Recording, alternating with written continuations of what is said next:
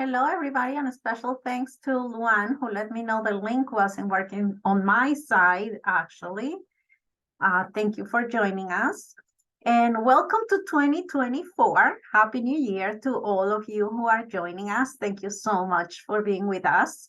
And this year, as you probably are already seeing, we're doing things a little different. So there is going to be no need to register for community chats. You can just join on the spot and join live. And there are a couple of people who have actually asked that they would like to see who else is in the meeting. So if you would like for you to show your picture or no picture or anything, we're going to have that opportunity as well. So I'm going to move all of our attendees to panelists so that everybody shows up on the screen. If you don't want to show up again, just choose a picture, or you can just hide using a stopping video.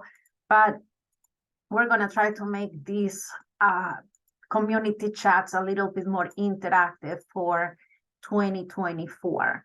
So let me see. Yeah. So I'm doing that, and hopefully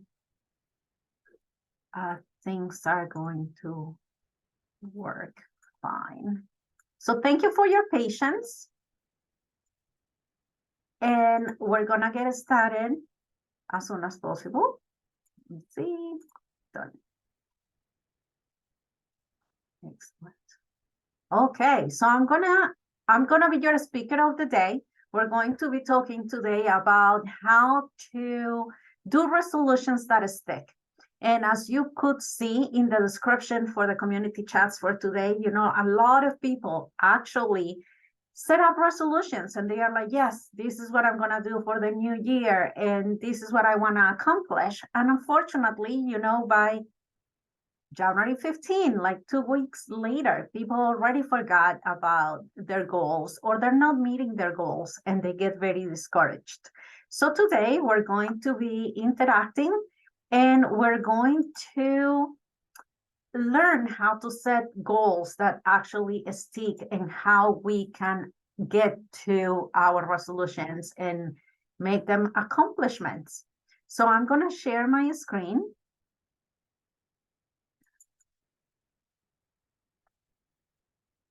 Please let me know if you're seeing my screen.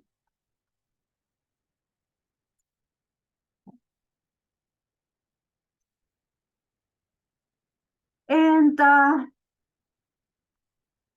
we're gonna get started. So here, there are many different daily habits that we can think that we can change, right? Some of them can be sleep or screen time or smoking or stress management, exercise. A lot of us wanna lose weight, eat differently, take more me time, work on relaxing, time for relaxation or time for family. And we unfortunately don't know much about how to do that. So today we're going to pick different goals, and let me make this bigger so that you can see it. So we can take different goals, and we're going to be talking today about how to create goals around sleep, food intake, stress management, hydration, smoking, and exercise. And at the end, we're going to touch a little bit on some others, but those are the ones that we're going to be focusing on. So let's start with sleep. So there are certain guidelines for sleep, right? It depends on how old we are and what we, how we want to help others or help ourselves. So you can see here on the table to the left that, for example, kids, as they are younger, they need more hours of sleep than adults. For kids, it's usually 10 to 12 hours, while for adults, some can be good with 7 hours, 8 hours, some others 9 hours. It really depends on each person and how well you can feel. But usually, the recommendation is no less than 7 hours during the day. I know it says here at night, but some people don't get the chance to sleep all those hours at night. So it's important that at least, you can nap during an hour or something during the day if you get the chance, maybe on weekends. And then, that way you can complete your 7 hours of rest. Here are some factors that affect how much sleep you need. They could be the quality of sleep. You can be in bed for many hours, but you don't get deep sleep and you don't get to that rapid eye movement that puts you, calm and guarantees, good rest. Or maybe you have previous sleep deprivation. You can be working on a project for many days and you haven't been sleeping enough. Or if you're in a school, you can be studying for your exams and you are not sleeping much. And then you have some hormonal changes too that you can be going through, like puberty or menopause, and that also it's a factor. And I just remembered that I might not be recording. So give me just a second for the recording. Thank you so much.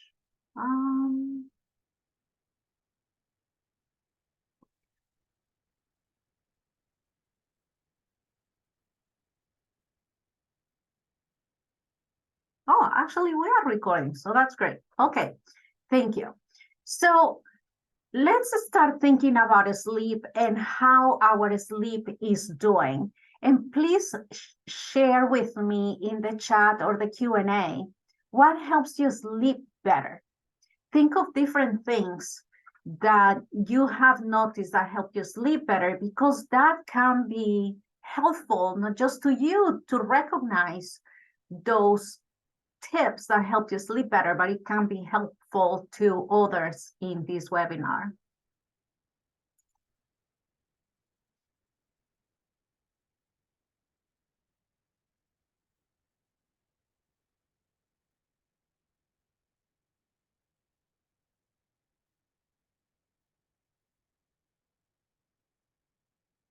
Early dinner, very good.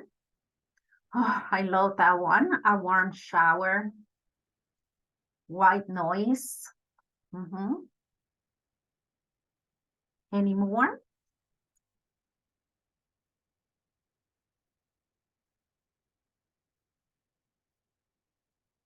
Okay, let's think of some more. Like there are some people that do meditation before sleeping, and meditation doesn't have to be,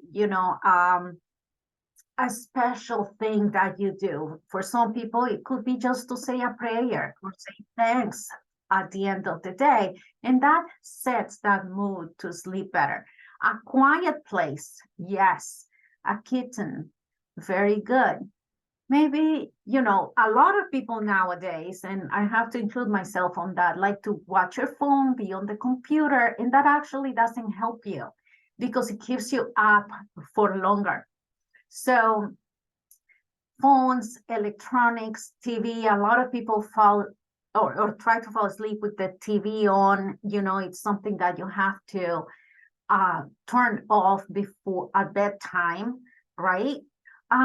For some other people, some sort of aromatherapy can help. There are some oils or something, or those plugins that you can put on, and aromatherapy can help you. So thank you so much for sharing that. There are many different ways that you can do it, and it's good to explore how you're gonna do that. Another goal is hydration.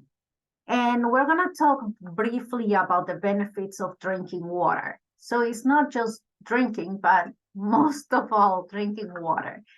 There is always that controversy about how much water I need to drink. So here I've written like a quick calculation that helps you learn how much water you need to be drinking. So you can base that calculation on your weight.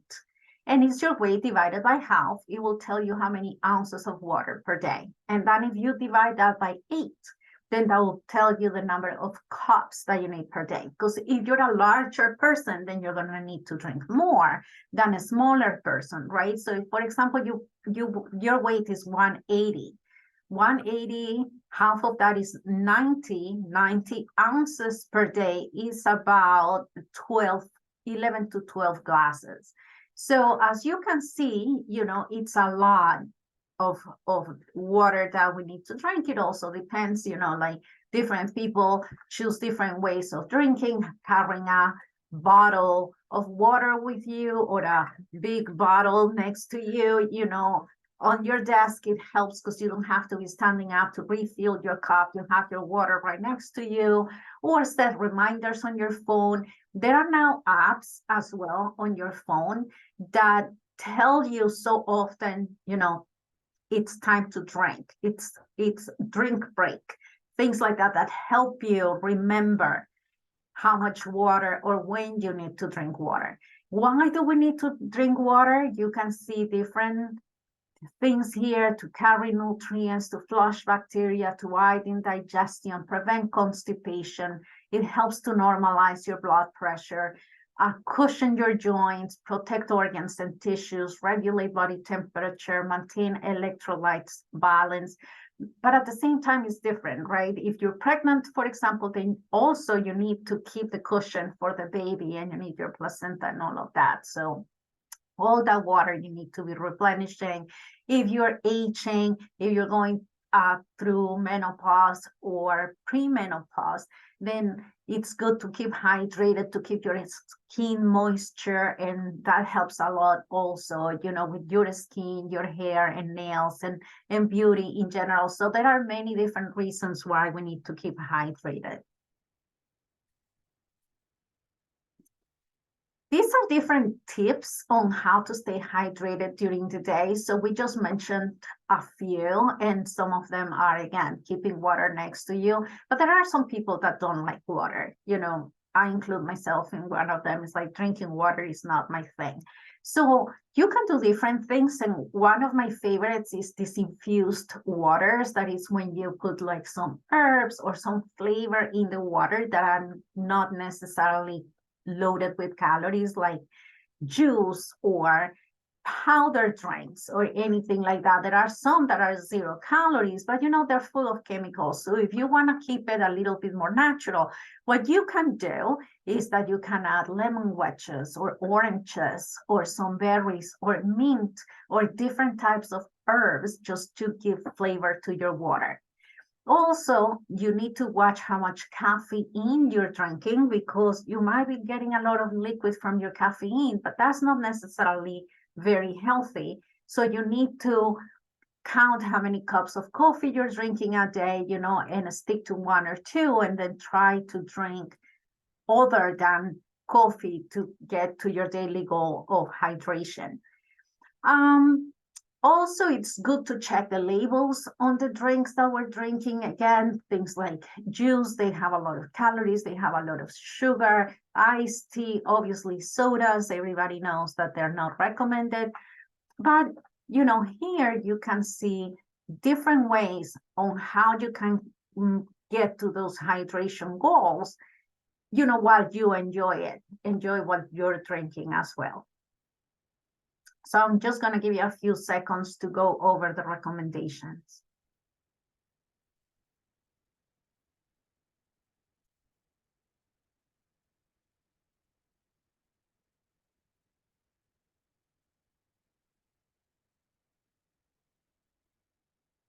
Okay, now we're going to talk about smoking. I hope not a lot of you smoke, but if you do, or you know somebody who does, it's never too late to quit.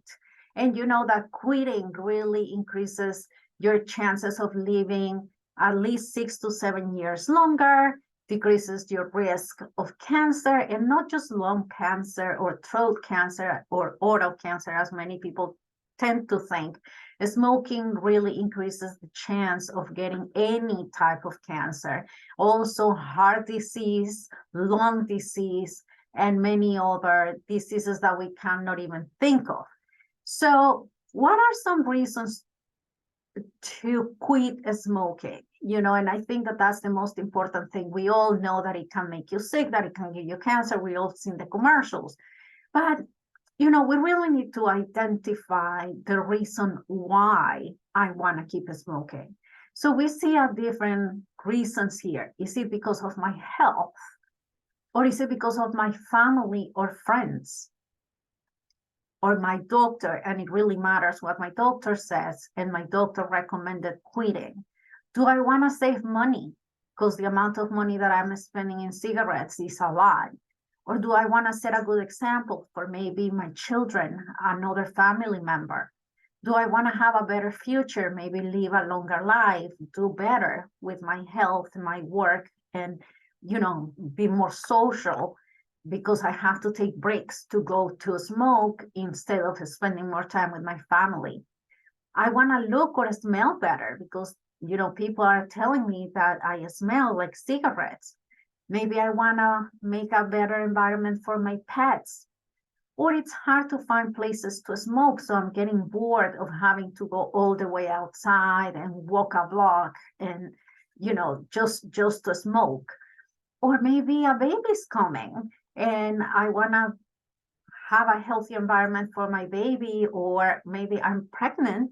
I'm pregnant, I'm carrying a baby, and I want to be healthy for my baby, and I obviously, want my baby to be healthy, or I want to take back control, or maybe just environment. There are many reasons why, but it's important to identify the reason why I want to make the change before I even move to how I'm going to make that change. We're going to see a quick video here. I hope you can see it. Please let me know on how this lady actually and why she quit smoking.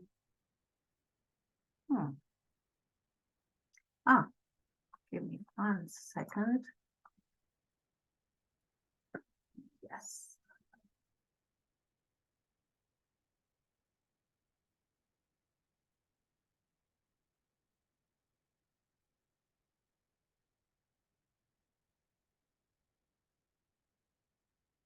I decided to quit because my son, Nicholas, wrote me a letter when he was about 11 years old. He wrote me a letter and left it on the kitchen table for me to read. And once I saw it, I felt really badly because I knew it was affecting him, and he knew that smoking was bad for you. So he wrote it when he was 11. It says, "Dear Mom, smoking. Thank you, Mom, for quitting smoking. I know you can do it. It is a hard thing to do, but smoking kills you. So you are saving your life. I'm lucky to have parents like you and Daddy, because maybe other parents would probably say, oh, he's just a kid.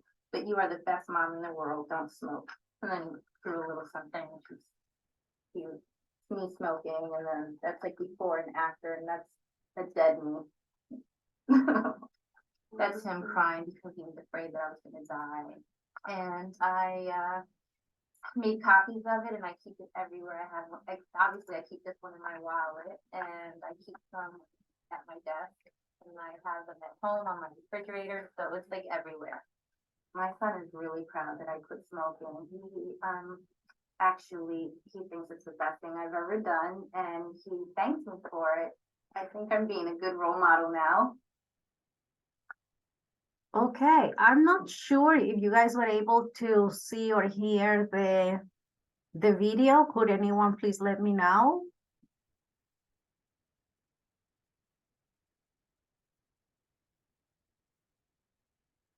Okay, now we're gonna continue. And at this point, I would like to ask you, if you are one of those people who stop smoking, or if you know someone who did, please tell us how they did it and why they did it. So you can use the chat, the Q&A, and I'm gonna read your comments to all.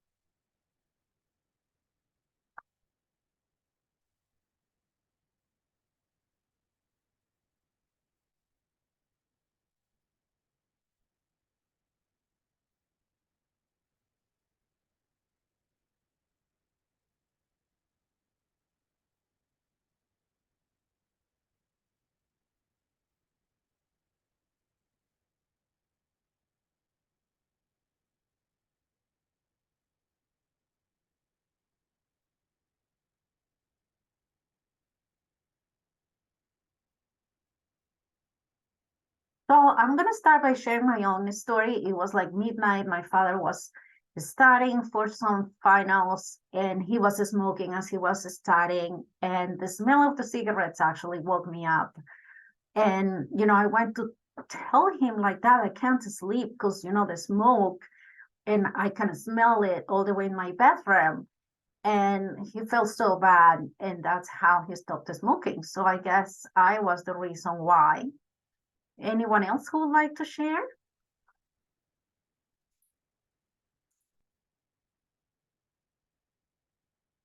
You can raise your hand if you want to talk live, or you can share in the chat.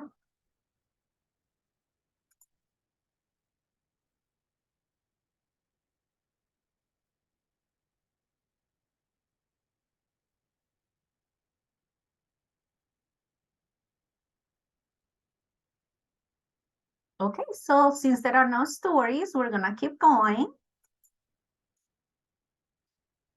Exercise, okay. We're getting where most people start making their goals. So how much activity we need is first what we need to learn about. So we need moderate intensity aerobic activity of at least 150 minutes a week. That's about 30 minutes, 5 days a week, or you can break it any way you like.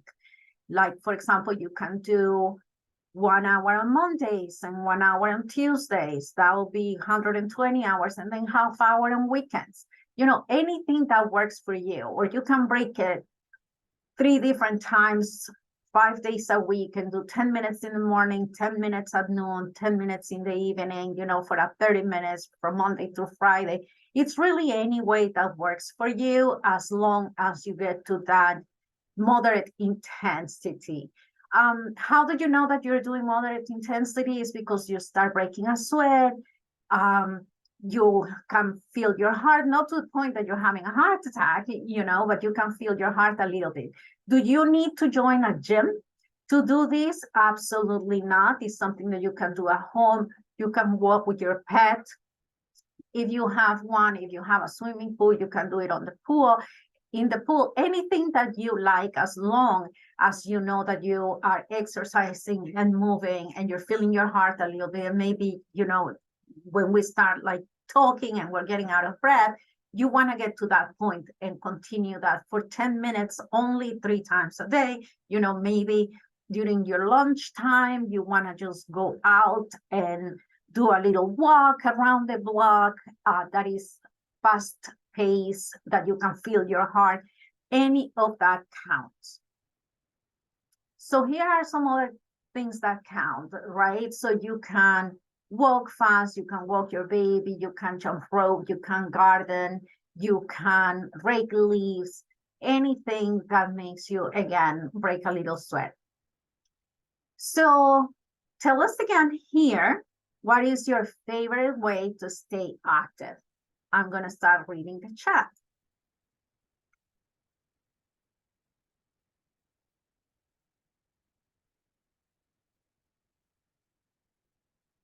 Anyone? What's your favorite way to stay active, or what do you do to stay active? I know some of you have some tips for us, so please share.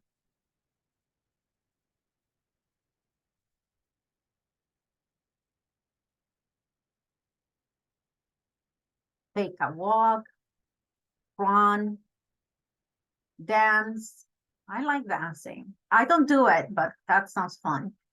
Walking your dog.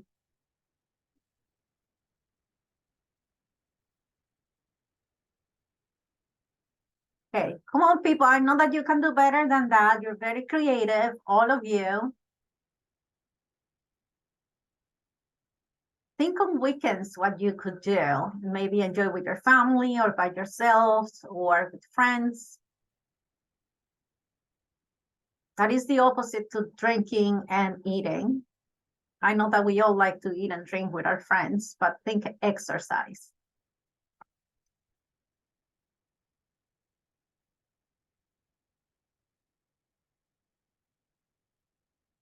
Walk or run at the lake. Very good. Helps with the stress too. I agree with Michelle.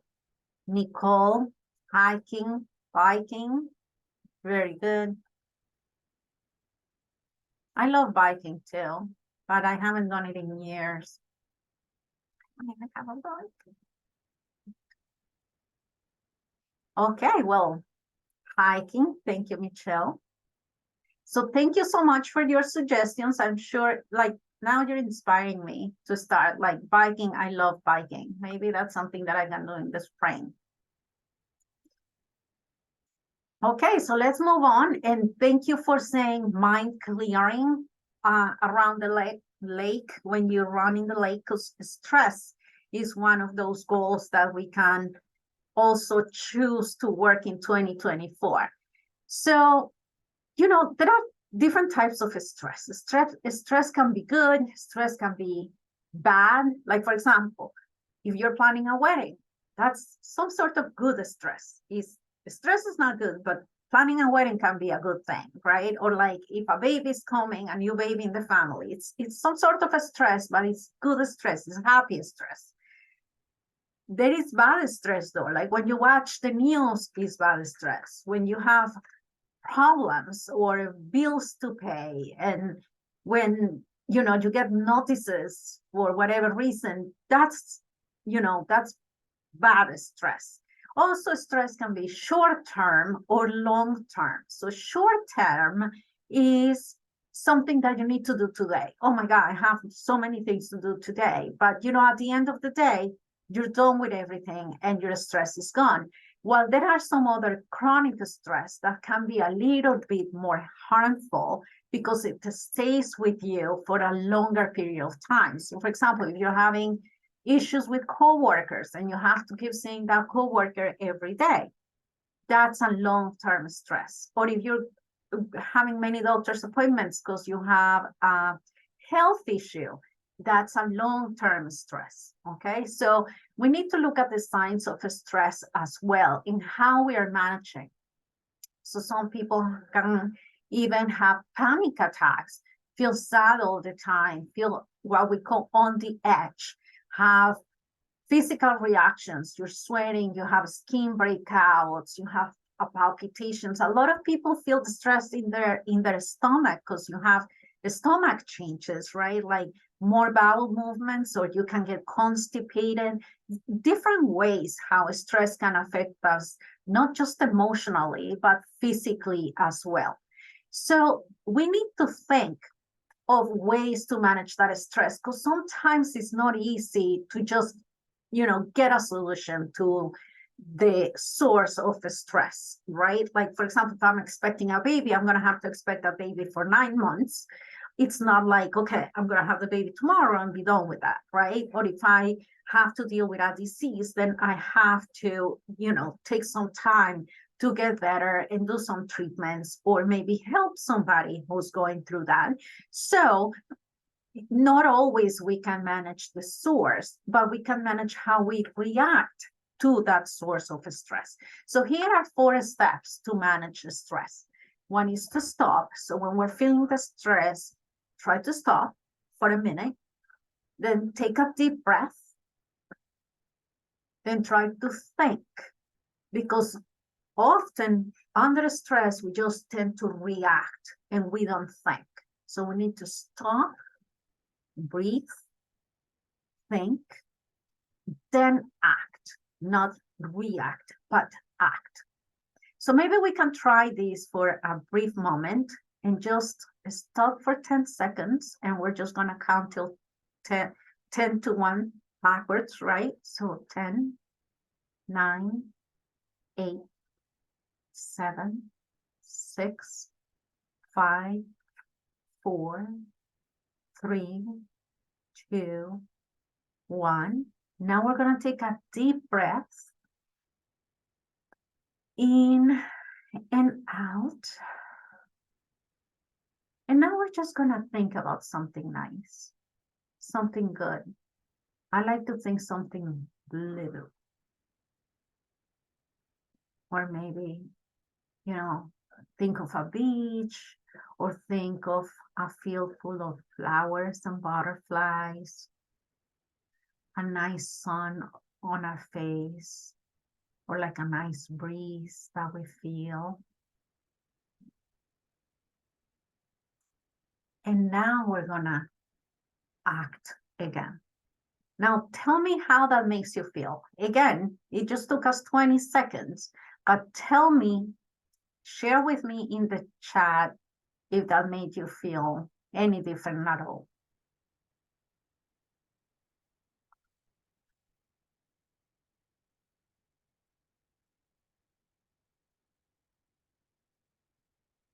Thank you, Michelle. Calmer.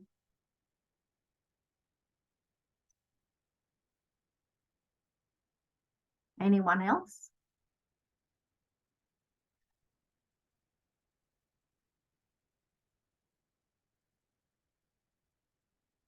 Sometimes you also feel physical reactions to just take a deep breath and stop for a moment. Like your body can feel a little bit more relaxed. Your muscles can feel a little bit more relaxed. If you're starting to get a headache, it might go away. It's also good to try loosening your shoulders. We get a lot of stress around that area, like our neck, our shoulders, our upper back. So it's good to help with our body tension as well. Now we're going to get into something that a lot of people think of, and it's diet and how we're going to make those dietary changes.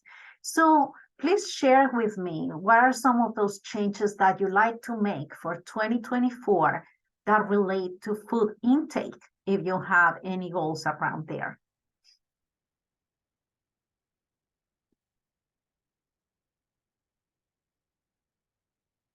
It could be different things, right? It could be that you want to eat more vegetables or more fruits, or eat a little less, or snack less, or drink less coffee. Anything that you can think of that you would like to do in 2024 to make your dietary intake healthier.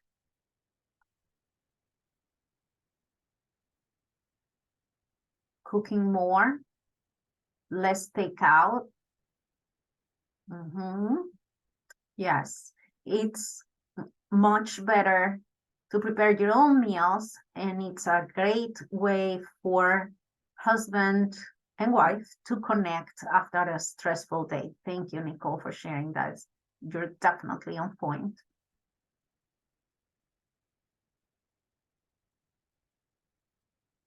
Anyone else?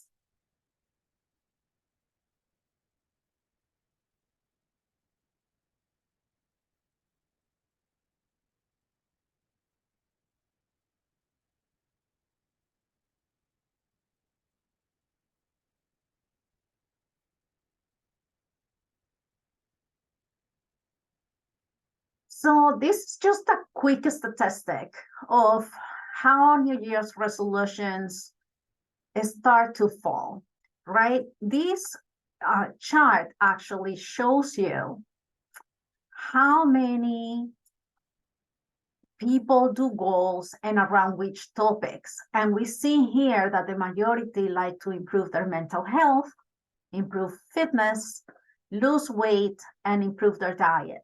So we're going to spend a little bit of time talking about diet.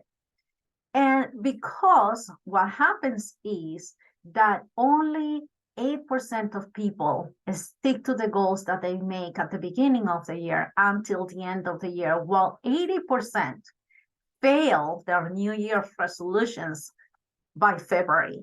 And I would dare to say, like, even earlier than February, as I said in the beginning, it's like 2 weeks into it, you give up. So we're going to learn how to create smart goals. And this doesn't just apply to your diet, but it applies to sleep. It applies to exercise. It applies to anything that you would like to accomplish for the new year, or just goals in life. It doesn't have to always be, New Year's resolutions. So how do you make smart goals? Smart goals starts for specific, measurable, achievable or attainable, realistic, and time bound.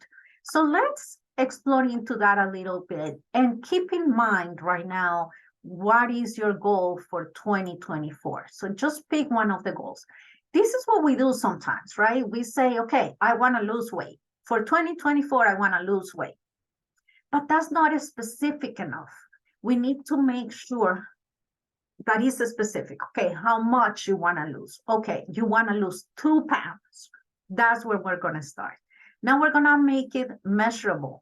So for example, if I say I want to eat less carbs, yeah, but eating less carbs is not measurable. How much is less?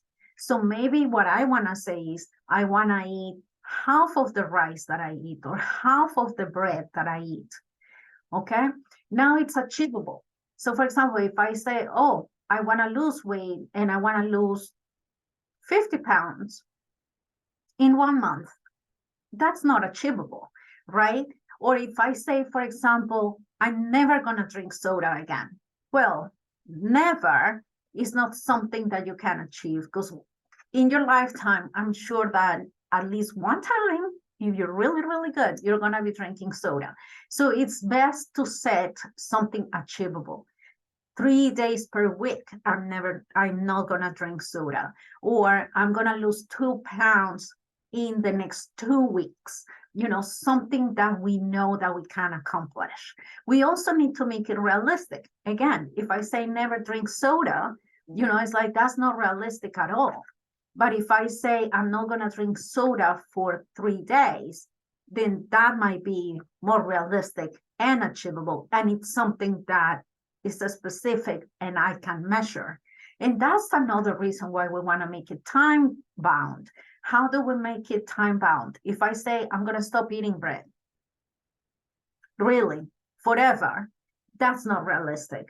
So, but if I say, I'm going to cut down to half of the bread that I eat from January 1st to January 31st, it might be more achievable.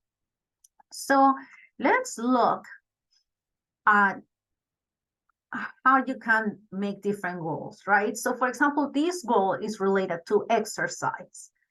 I will walk. I'm not saying I'm going to exercise, because exercise could be a million different things. I will walk. That's a specific. 30 minutes, that's something I can measure. It's 5 minutes, 10 minutes, 15 minutes, 30 minutes is something that I can measure. 3 days per week, or could be 1 day per week or 2 days per week. It depends on the availability that you have. And then you'd say Monday, Saturday, Sunday until the end of February. Now we have a goal that is smart and it's realistic and we could accomplish. I will walk, and you can modify it to any amount of minutes that works for you, any number of days of the week that it's works for you, or any length of time that fits your lifestyle at the moment. Why we need to do this is because there are stages of behavior change. It's not like we can change our behavior just because it's January 1st, everything is going to start new and I'm a different person. It doesn't work like that, right? So first we start with pre-contemplation. It's like, do I really need to do that now? Not at all. Actually, that will be contemplation. Pre-contemplation is I'm not even aware that I need to do that. But when I start contemplating, it's like, do I need to exercise? Maybe, maybe not. Do I need to eat differently? Maybe, maybe not. But then comes the stage of preparation. Now it's when, remember when I was saying, okay, what is it? What is the reason why you want to change? That's when preparation comes in. It's like, I want to stop smoking because of my kids, or because I'm not going upstairs fast enough the way I used to, or I want to start exercising because I feel tired all the time and exercise might help me with that.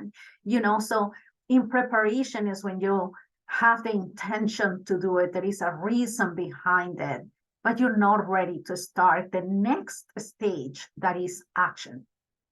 Action is when now you start doing it. So I want to exercise because I want to feel healthier and, more active and better about myself. And this is how I'm doing it. I'm going to walk 3 days a week, 30 minutes, and I'm starting already. Now, the hard part is maintenance. Now, you might start doing it and you might start eating less portions or eating less bread or rice or going for a walk. But keeping it up is the hard part, because that can lead into relapse. right here. Relapse means you can go back to preparation and like, yeah, I know that I need to do it, but I don't find the time. That's when we start coming with all the excuses. And then from relapse, you need to go back to preparation or, and then action and then maintenance. We have not accomplished the goal until we really get to the maintenance stage. And for that, it could take even years. Okay. So for example, sometimes I talk to people and they say, oh, I stopped smoking. Oh, that's great. For how long? Oh, 3 days. How would you feel about that answer?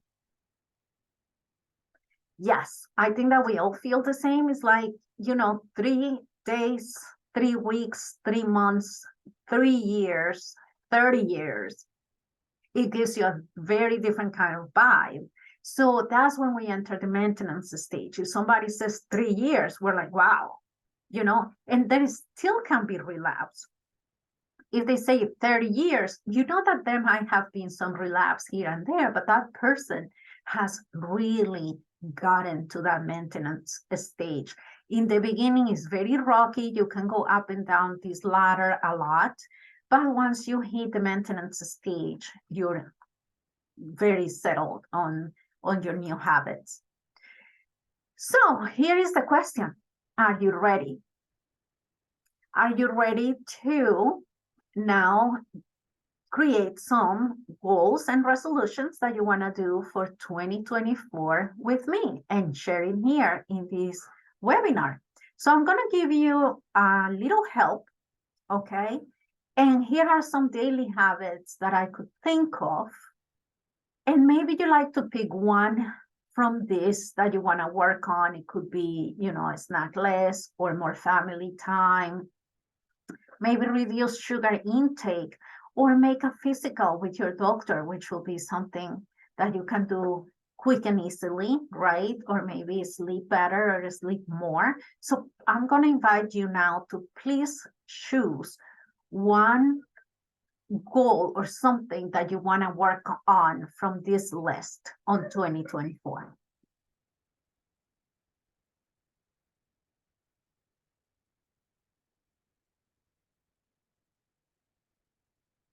Now that you've chosen that goal, we're going to create a SMART goal around that. And you're going to share your goal in the chat.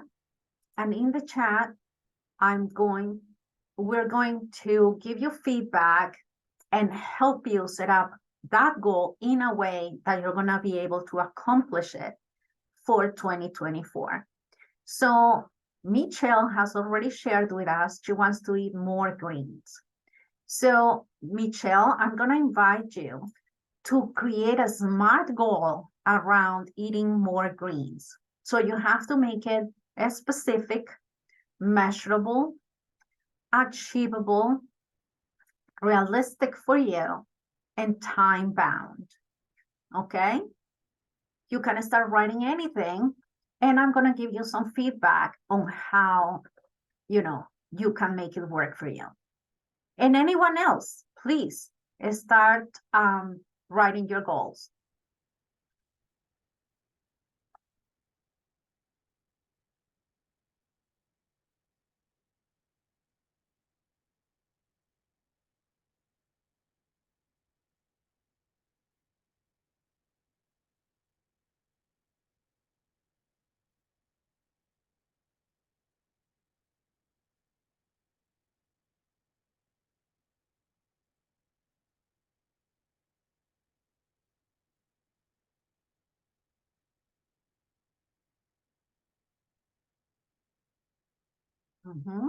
Michelle says, okay, the general goal is eat more greens. So eat greens 5 days a week starting today. Now, how much of those greens would you like to eat? Is it 1 cup? Is it a spoon? Is it half a cup? What's realistic for you? Because we gotta make it measurable also. And what's realistic for you? You know, we know that the recommendation is to eat half a plate, but you know, if you don't feel like eating half a plate of spinach, you know, that's not realistic for you. Maybe you want to start with a quarter of your plate, or maybe just like 2 spoons. 1 cup broccoli, exactly. Very good. So 1 cup broccoli, 1 cup of spinach, 1 cup of squash. Okay, so you're gonna eat 1 cup of vegetables or greens, 1 cup of greens starting today, 5 days a week. Very good. And we're gonna make it time bound. So for how long do you wanna do that? Do you wanna do it for 1 week and see how it goes? Because we also need to test ourselves, right? If I can do it for 1 week, maybe I can do it for a second week. And maybe if I did it for 2 weeks, maybe I can do it for 3 weeks. But if I say, oh, I'm gonna do it all the way through March, you know, we might forget what we were gonna do. And then March comes and we're like, oh, I didn't even do this because I forgot that I was doing it. So it's always good to set times that are closer so that we can keep an eye on it. You're gonna start looking at recipes. That's very important to help you keep your goal. Yes, I agree. We want to do a lifetime. That's the goal. We want to get to that maintenance stage. But for resolutions, we got to keep it short. So 1 week is perfect. Yes. So we start with 1 week. So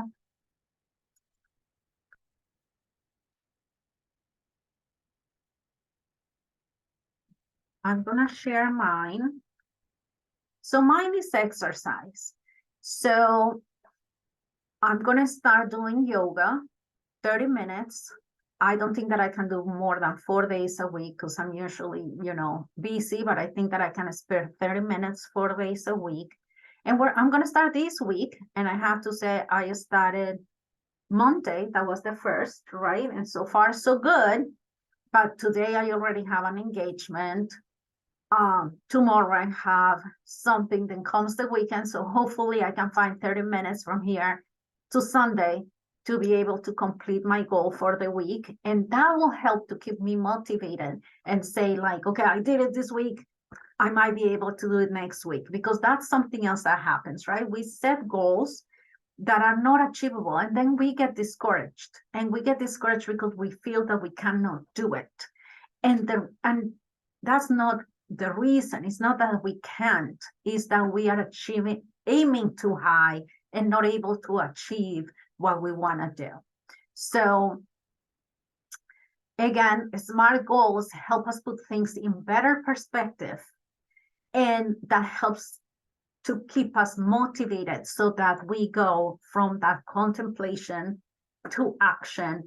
And hopefully, as Michelle puts it, you know, we want to keep it for life, and we want to get to the maintenance stage. Okay, I would love that one more of you can share what your resolution for 2024 is, since we have a few more minutes. Or if you want to start asking any questions, please use chat or Q&A to do so.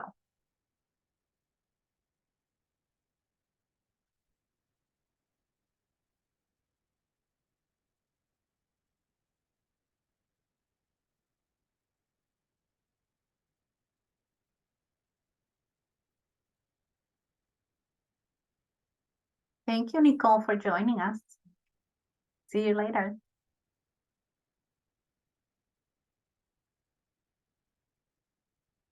Anyone else that would like to share your goal for 2024?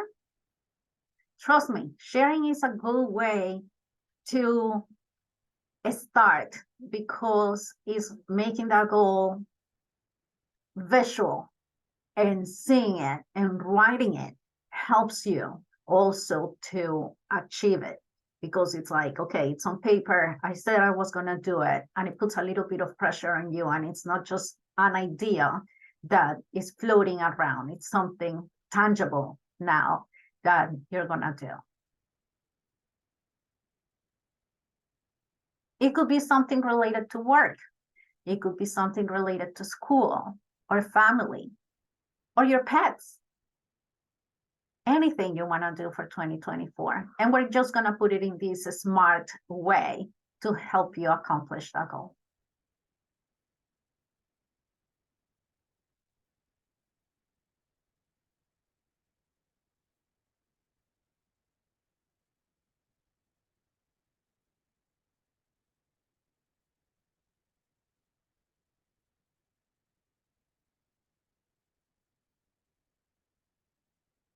Okay, so I'm going to do one more just as an example so that you have another idea on how to do it. And we're going to do this one around something completely different, right? Since I mentioned pets, let's talk about spending more time with your pets if you have any, or, why don't we do it about the family, spending more time with family. So again, spending more time with family is too broad. So we need to pick one thing that we want to do with the family, right? That is going to help you spend more time with them. So it could be, for example, having brunch. But, maybe it's hard to get all the family together to have brunch every single day. It's probably impossible. So let's make it so the specificity will be brunch. Something that is measurable, could it be once a month, maybe? So maybe having brunch on a Sunday once a month, if that's achievable. And if that's realistic, right? And we're going to start in January, and we're going to call them and we're going to say, hey, what about doing brunch? Let's set up some time to get all together and do brunch. It could be at home, it could be at a place, whichever way you prefer. And then if you do it in January, maybe during that brunch that you're spending time with your family, you can say, hey, let's set up a date now to do it in February. And I will say set up a date now, because what happens is that life gets on the way.